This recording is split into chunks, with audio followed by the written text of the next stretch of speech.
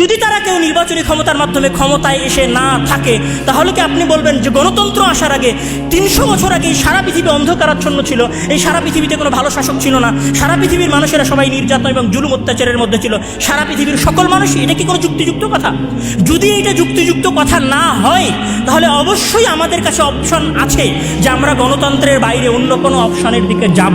অবশ্যই আমাদের কাছে অপশন আছে যে আমরা খেলাফত শাসনের কথা বলতে পারি, এটা আমাদের রাইটস।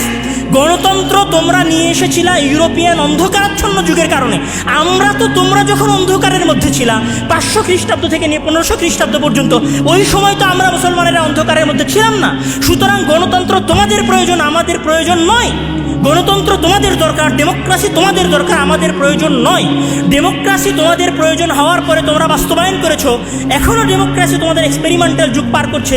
আমেরিকা এবং ব্রিটেনের মতো উন্নত দেশে যদি ডেমোক্রেসিতে সমস্যা থেকে থাকে, তাহলে আমাদের দেশের মতো অল্প আয়ের স্বল্প আয়ের মানুষদের জন্য আসলে ডেমোক্রেসি কতটুকু যায়? গণতন্ত্রকে প্রশ্ন করা শেখেন চোখ বন্ধ করে।